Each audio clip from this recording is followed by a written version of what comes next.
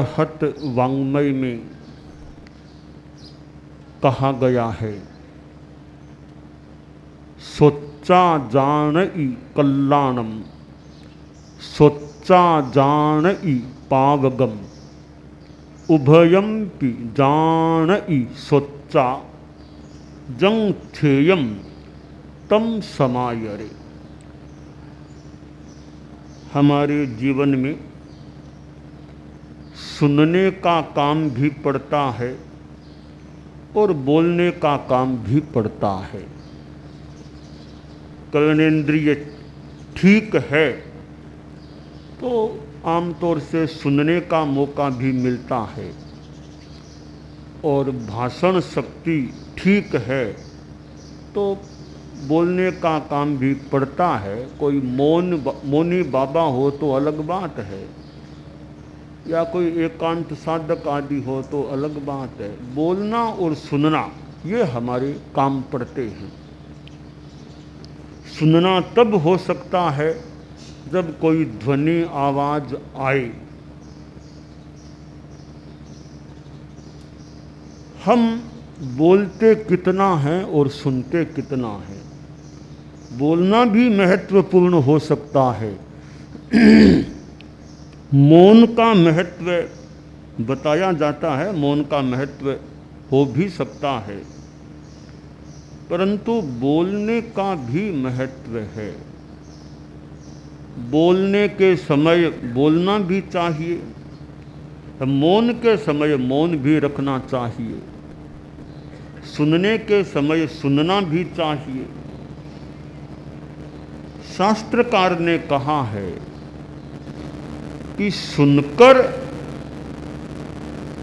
आदमी कल्याण को जान लेता है और सुनकर वह पाप को भी जान लेता है। कल्याण और पाप दोनों को सुनकर जानने के बाद जो श्रेय है, हितकर है, कल्याणकारी है, उसका आचरण करना चाहिए। 3 शब्द हैं, हेय, उपादेय, ज्ञेय।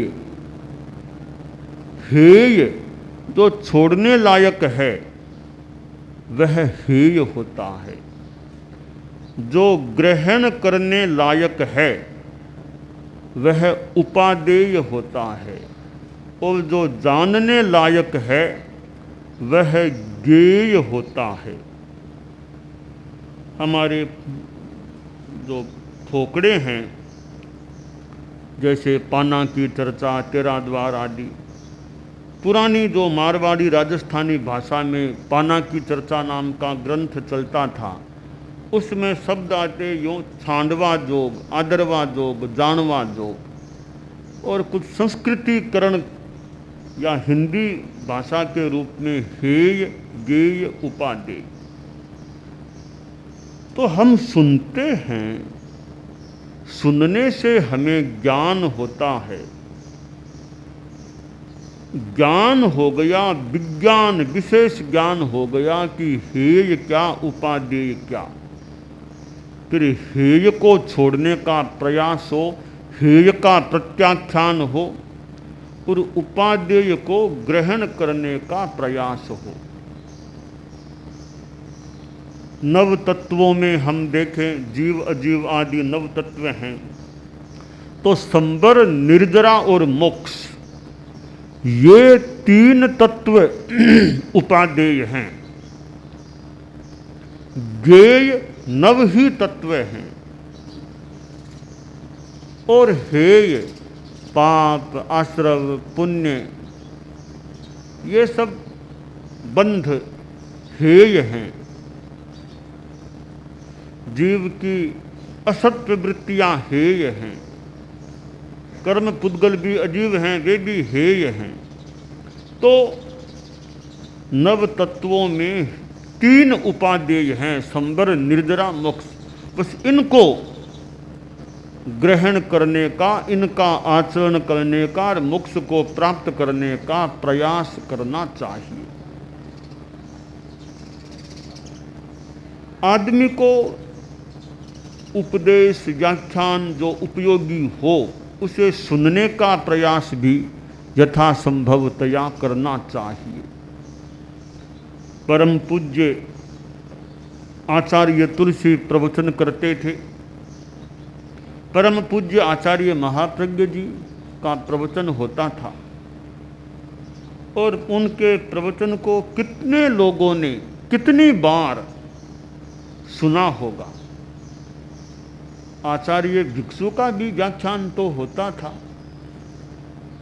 परंतु कोई प्रमाण यूँ नहीं है। कोई जैसे आचार्य तुलसी का तो मान ले कैसेट आदि में है कि प्रवचन वीडियो दिखा सकते हैं। आचार्य महाप्रज्ञ जी का भी वीडियो मान लो दिखा दे कोई।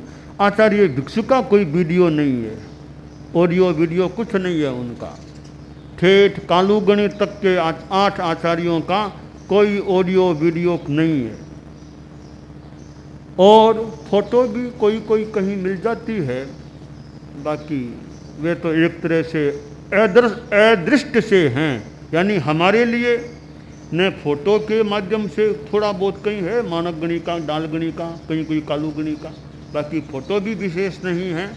ऑडियो वीडियो की तो बात ही दूर है। भगवान महावीर ने कितना प्रवचन किया होगा।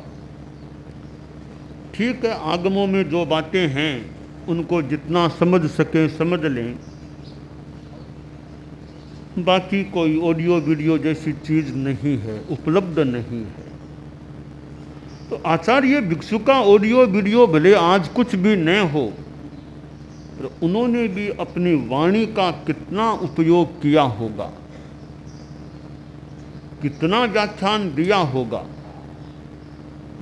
तो संत पुरुषों का, महापुरुषों का प्रवचन या वाणी सुनने को मिले तो जितना अवसर हो सुनने का प्रयास किया जाए तो ज्ञान प्राप्त हो सकता है। और ज्ञान एक ऐसा पवित्र तत्व है, उससे कल्याण हो सकता है। साधु भी उपदेश देते हैं और कितनों के जीवन में परिवर्तन आ सकता है। साधु समझाता है, बताता है। अब इतने ये बैरागी बनते हैं, दीक्षाएं होती हैं तो कैसे होती हैं? कुछ उन्होंने सुना होगा, समझा होगा, तभी तो वे बैरागी बनते हैं। यानी वाणी का कितना प्रभाव होता है, प्रवचन का कितना प्रभाव हो सकता है कि आदमी के मन में वैराग्य आ जाए। या कोई बैरागी साधु न भी बने तो अच्छा आदमी बन सकता है, पापों को छोड़कर धर्म के पथ पर अग्रसर हो सकता है। और साधु की वाणी से ऐसा संबल मिल जाता है कभी कभी कि आदमी स्थिर हो जाता है, पाप से दूर रह जाता है, पाप की ओर जाते जाते बाल बाल बच जाता है, रुक जाता है। आचार्य भिक्षु के समय की बात ही संभवतः है। स्वामी जी के पास एक श्रावक सामायिक ले ली थी या लेने वाला जो भी, पर उसे याद आया, रे मेरे तो रुपये बाहर रह गए, दुकान से आया बाहर छोड़ दिए। अब रुपये चले गए तो 2000 रुपयों की थैली थी। स्वामी जी से कहा, गुरुदेव वो रुपयों का मन में विचार आने लग गया है। गृहस्थ है, गृहस्थ को तो पैसे चाहिए। तो स्वामी जी ने मानो आध्यात्मिक संबल दिया कि रुपयों की चिंता छोड़ो, अभी सामायिक में मन लगाओ। अभी रुपयों की चिंता छोड़ो, सामायिक में मन लगाओ। संभवतः 2 सामायिक कर ली, सामायिक आ गई संपन्न। अब तो गृहस्थ खुला है, सामायिक पूरी हो गई। अब गया दुकान की ओर तो देखा एक कोई बड़ा बकरा बैठा था। वो जो रुपयों की थैली थी उसके सट करके वो बैठा था, तो मानो सुरक्षा के लिए वहाँ बैठा था। तो श्रावक को ये जो सामायिक करने वाला था, रुपये भी मिल गए, सामायिक भी हो गई। अब स्वामी जी ने संबल दिया तो सामायिक हो गई। रुपये तो खैर परिग्रह वो भी सुरक्षित रह गए। धर्म की जड़ हरी होती है ऐसा कहा जाता है। तो झटपट आदमी को धर्म नहीं छोड़ना चाहिए। अब रुपया तो भाग्य में है तो रह जाएगा, नहीं रहेगा तो नहीं रहेगा। सामायिक को क्यों छोड़ें, वो भी तो संपत्ति है। अगर सामायिक छोड़ देते तो हो सकता है सामायिक से भी वंचित होते, रुपया भी मिलता कि नहीं मिलता क्या पता है। दोनों ओर से द्रव्यतः भावतः दोनों ओर से अलाभ में भी रह सकते थे। तो कई बार गुरुओं का ऐसा संबल मिलता है। आचार्य भिक्षु की दीक्षा की बात हुई, भिखण जी के मन में दीक्षा की भावना, पर माता जी की अनुमति नहीं मिल रही है।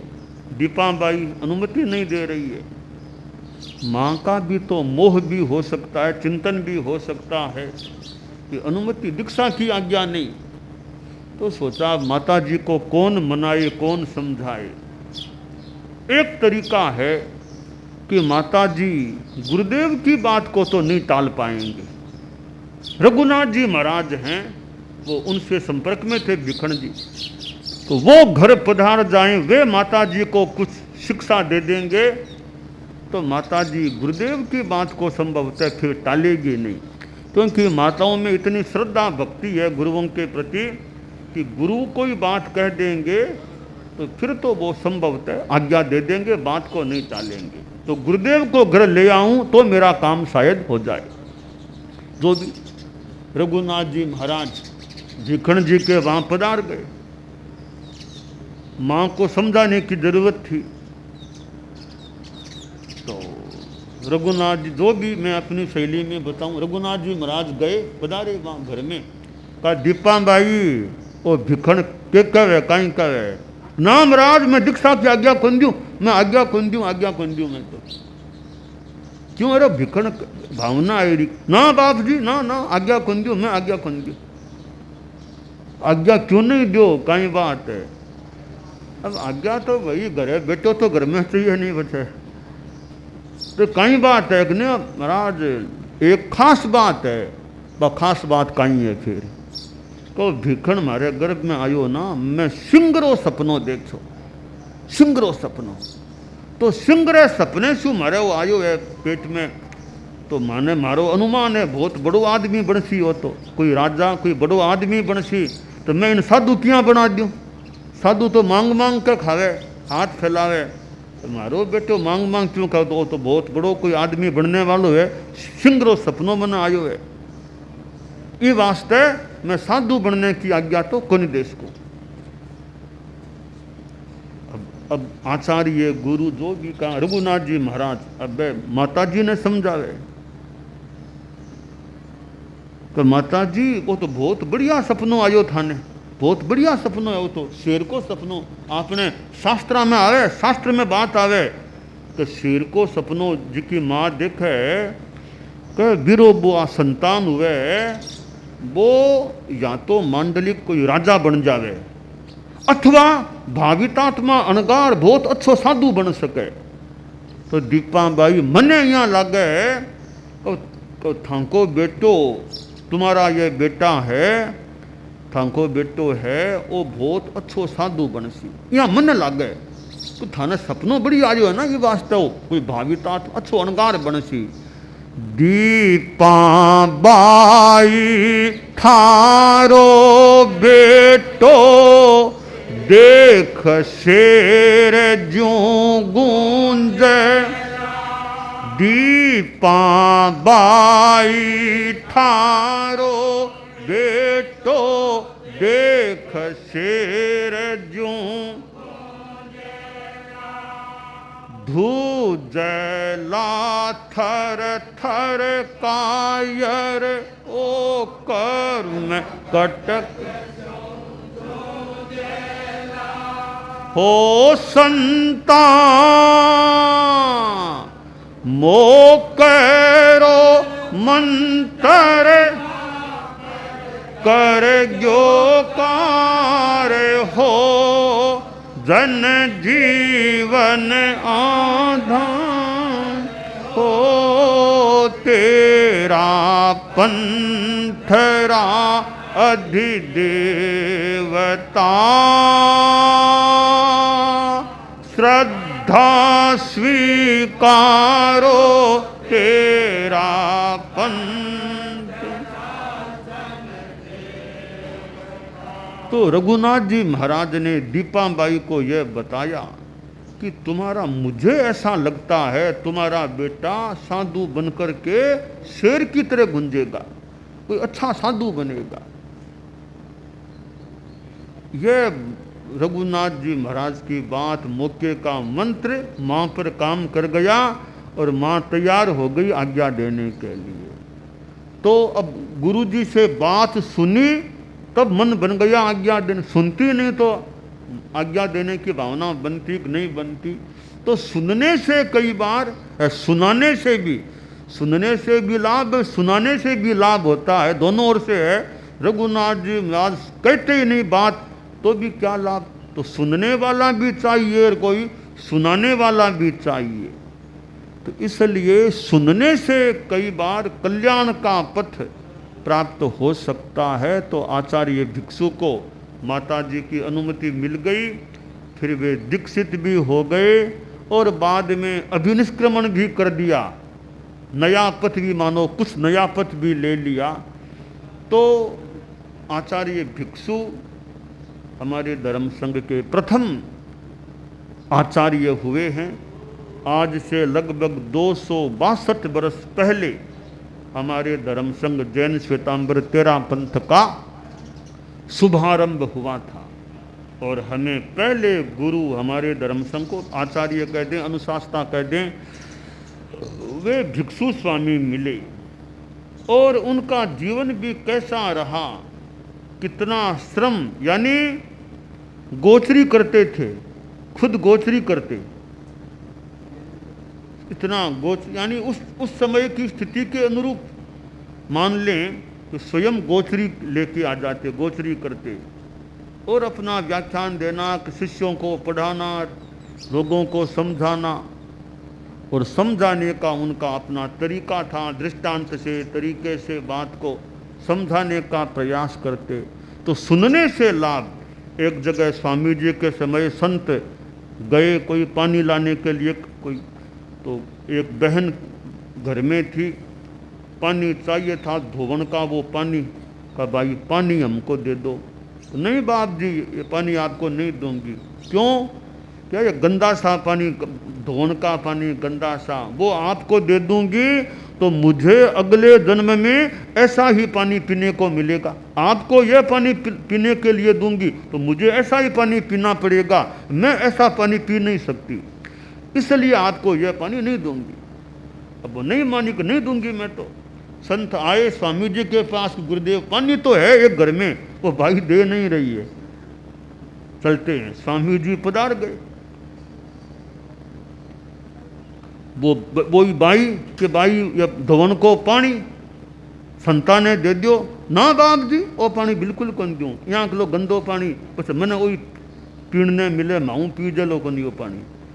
अब समझाने का तरीका, स्वामी जी ने कहा कि भाई जी घर में गाय है क्या? गाय है ना, गाय बंदी गाय है, तो गाय को क्या खिलाते? गाय को तो ये घास फूस चारा ये चीज़ खिलाते हैं। वापिस गाय क्या देती है? गाय तो दूध देती है। कि देखो तुम गाय को तुम देती हो घास फूस या चारा, वापिस गाय देती है दूध। तो तुमने कहा ना जैसा देना वैसा ही पाना, तो तुम देती तो घास फूस चारा पाती हो दूध, तो जैसा देना वैसा पाना कहाँ हुआ? इसी प्रकार संतों को धोवन का पानी दोगी उसका फल अच्छा मिलेगा। अब यह बात फिट बैठ गई दिमाग हाँ के, जैसा देना वैसा पाना, यह नहीं कि बस गाय को घास फूस खिलाना और दूध पाना, तो संतों को धोवन देना और बहुत अच्छा फल पाना। हाँ यह बात ठीक है। वो पानी बराने को तैयार हो गए। यानी स्वामी जी ने सुनाया, बताया और बहन ने सुना, तो दृष्टिकोण चिंतन बदला, संतों को पानी बराने के लिए तैयार हो गई।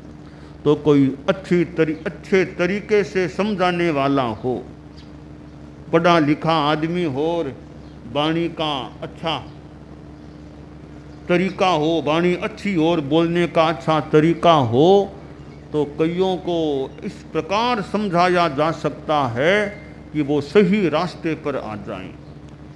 तो श्रोता भी मिलना चाहिए, तो अच्छा वक्ता भी मिलना चाहिए। अच्छा वक्ता मिले तो श्रोता को लाभ मिल सकता है।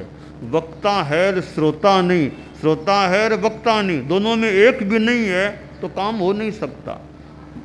दोनों हाथ मिलेंगे तब ताली बजती है। इसी तरह वक्ता और श्रोता दोनों का योग मिले तो कोई कल्याण का काम हो सकता है।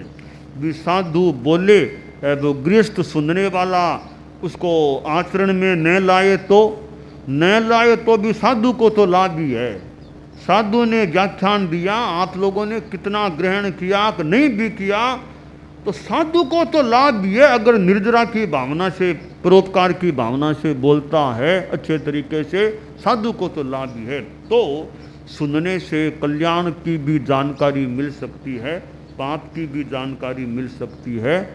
सुनने के बाद जो अच्छी चीज़ हो, कल्याणकारी हो, उसको ग्रहण करना चाहिए।